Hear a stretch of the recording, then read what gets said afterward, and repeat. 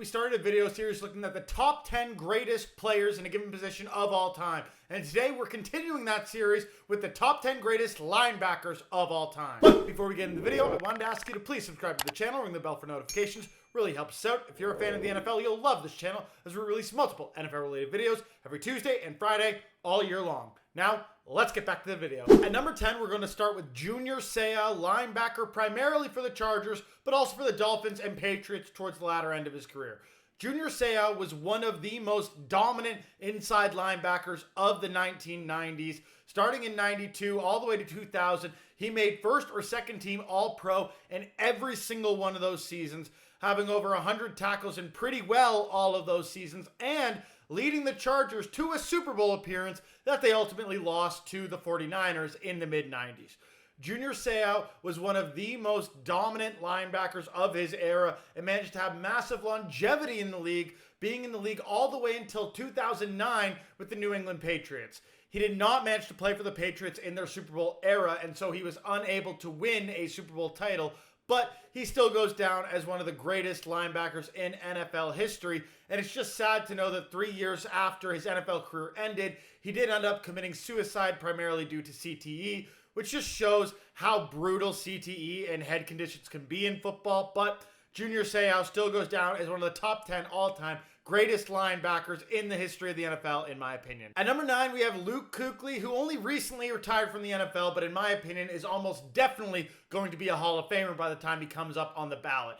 Keeley is the most recent player on our list in this top 10, and he deserves to be. This guy was far and away the best linebacker of the 2010s. He was able to tackle you no matter where you were, no matter what play you were running. He was a player you had to account for. Much like Junior Seau, he was able to lead a Panthers team in 2015-16 all the way to the Super Bowl, where they eventually lost to the Denver Broncos. However, that loss was nothing to do with Luke Kuechly, who had a great game, but the Broncos defense all around was just better than the Panthers defense, who was really anchored by Kuechly, Josh Norman, and basically nobody past that. Either way, when Kuechly was on the field, every offense had to account for him, because no matter what you ran, if you didn't account for him, he was stopping it. And so that's why he is number 9 on our top 10 all-time greatest linebackers. At number 8, we have our third straight made it to a Super Bowl, but didn't win the Super Bowl player in Brian Urlacher. Unlike these previous two linebackers, Brian Urlacher was much more of an inside run stuffer than he was a sideline-to-sideline linebacker. While he could play sideline-to-sideline, Urlacher was known for being that big bruiser in the middle, a bit more of a callback to the linebackers of old. Brian Urlacher was 6'4", 260 pounds, making him look much more like a big defensive end than like an inside linebacker. But given Urlacher's mind for the game and his above-average speed for a guy his size, he was able to play an extremely effective middle linebacker for a Chicago Bears team that was absolutely anchored by their star defense, with Urlacher being the best player on said defense. Think about it. The Super Bowl that the Bears made in the mid-2000s, their quarterback was Rex Grossman. But Brian Urlacher was able to lead that defense and make them one of the most feared teams in the NFL, which is why Brian Urlacher goes down at number 8. At number 7, we have Derrick Brooks, one of the most influential linebackers in the history of the NFL.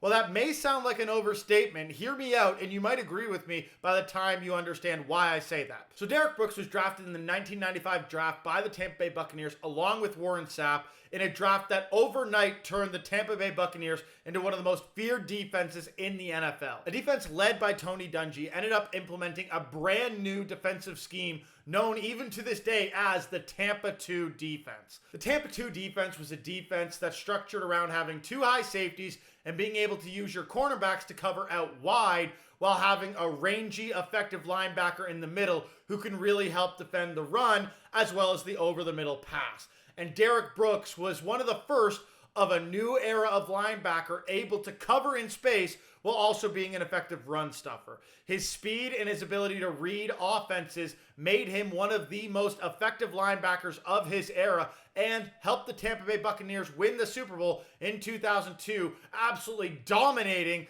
the Oakland Raiders. And so that's why Derrick Brooks goes down as one of the greatest linebackers of all time. At number 6, we have Jack Lambert. And while our first 4 guys on this list had 1 combined Super Bowl, Jack Lambert alone has 4, winning all 4 for the Pittsburgh Steelers as part of their Steel Curtain defense. Jack Lambert was really the heart and soul of the back end of that defense. Yes, the Steelers were widely known for having one of the greatest defensive line in history, widely known as the Steel Curtain. But Jack Lambert backed up that Steel Curtain, and anything that did get through was immediately gobbled up by Jack Lambert. In an era where running the ball down the middle was the primary way that teams won, Jack Lambert and the Steelers defense were able to swallow up basically anything that came to them that way. And so that's why they were able to win 4 Super Bowls, including beating a dynasty like the Dallas Cowboys twice in those Super Bowl appearances. And so while Jack Lambert might not be the best known name from that Steel Curtain defense or the best known name on this top 10 list, his 4 Super Bowls and his effectiveness on that Steel Curtain defense is exactly why he is number 6 on this list. At number 5, we have Ted Hendricks, and this guy is a unicorn. If you haven't heard of Ted Hendricks and you hear the type of player he was and the style he played, you would not believe that it would work in the NFL. But it did. Much like Jack Lambert, Hendricks has 4 Super Bowls to his name. 1 with the Colts, and 3 with the Raiders later on in his career. And Ted Hendricks, unlike many of the guys on this list, was an outside linebacker, but not the pass rushing style of outside linebacker, no. Ted Hendricks was primarily a coverage outside linebacker, having 26 interceptions in his career compared to only 9 sacks. But he was 6'7", 220 pounds. Incredibly tall, incredibly lanky, while being a primarily coverage-based linebacker. The style of play that Ted Hendricks played with is more similar to a nickel corner in the modern-day NFL. And let's be clear, you do not see a 6'7" nickel corner anywhere near the NFL, let alone college football, let alone probably even high school football. But that's who Ted Hendricks was. And he was one of the best coverage players in the NFL during his tenure in the NFL.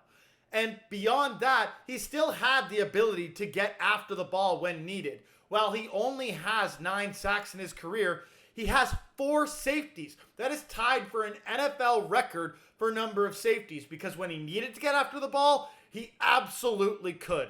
And so his ability to cover in space, his ability to rush the passer when needed, and his 4 Super Bowls is why Ted Hendricks is number 5 on this list. He is a unicorn, and we will never see his type again. At number 4, we have Dick Butkus, who never even made a Super Bowl during his tenure with the Chicago Bears and in the NFL. And Butkus only played 9 seasons in the NFL. But he still goes down as one of the greatest linebackers in NFL history and one of the greatest names in NFL history. I mean, come on. Dick Butkus, that's too good. That's just too good. But with Dick Butkus, he is probably the most well-known Chicago Bears defensive player in the history of their franchise. And that's a franchise that is probably more well-known than any other franchise for their defensive prowess. I mean, the Bears are one of the great all-time franchises, in spite of the fact that they've never had a 4,000-yard passer. That's how good this team's defensive players has been, and Dick Butkus sits atop them all in terms of their Mount Rushmore. And while Butkus only played 9 years in the NFL, he made it to 8 All-Pro teams, 5 of them being first team, 3 second team, and the only year he didn't make it to an All-Pro team was his final year in the NFL, where he had to retire due to injury. Dick Butkus, were he able to stay healthy, would have probably terrorized the league for nearly another decade, and he's just the quintessential Chicago Bears linebacker, and that's why he is number 4 on our list. At number 3, we have Derrick Thomas, the quintessential outside linebacker of the 1990s. Derrick Thomas was an absolute savage of a pass rusher and coverage linebacker, being the player of the 90s for the Kansas City Chiefs. Derrick Thomas, in his 10-year career, had nearly 130 sacks to his name, having nearly 13 sacks per season during his time in the NFL. It just shows you how effective of a pass rusher Derrick Thomas was from the linebacker position. And this guy only missed 7 games in his career. That's absolutely otherworldly that he was able to be so healthy and so effective throughout his career. And it's always going to be a question, what would Derrick Thomas have done had he not tragically passed away after the 1999 season due to a car accident? Would he have become one of the greatest, if not the greatest linebackers of all time? where would he sit on the all-time sack leaderboard, where he's still fairly high up there in spite only playing 12 seasons in the NFL? These are questions we'll never know the answers to, but we're always going to be left with the question, what if? And that what if, along with how great Derrick Thomas was when he was on the field, is what puts him at number 3 on our all-time linebackers list. At number 2, we have Ray Lewis, and this was far and away the easiest slotting of any player on this list. I think definitively Ray Lewis is better than anyone that's come further on this list, but I will acknowledge there is one linebacker better. Either way, Ray Lewis was one of the most feared inside linebackers of all time, and in my opinion, the best inside linebacker of all time. Not just because he was an absolute beast of a player, an absolute hard hitter, smash mouth football player who could stop anything up the middle and chase you down out wide, but because he is probably the smartest linebacker in NFL history. One of my favorite clips of Ray Lewis is after his career, him and Peyton Manning having a conversation about football. Peyton Manning, in my opinion, is easily the smartest, most well-versed quarterback in terms of their offensive football knowledge. And Ray Lewis is the equivalent on the defensive end. And so listening to those two talk about how they would adjust their game plans, how they would call different plays, make audibles, make calls in the huddle to beat the other player, and how they were both playing inside each other's head. It's just a masterclass of football knowledge, and it shows you how much they each respected each other and how much they both knew about the game of football, and they both knew each other knew about the game of football. And so when Peyton Manning says that Ray Lewis was the smartest player he ever played against, that says a lot, and so that's what makes Ray Lewis the second best linebacker of all time, how smart he was, as well as how much of a beast he was. And, you know, winning 2 Super Bowls doesn't hurt either. And at number 1 on our list, we have Lawrence Taylor. Lawrence Taylor had to be number 1 on any linebacker's list. All respect to Ray Lewis. Lawrence Taylor changed how linebacker was played in the NFL.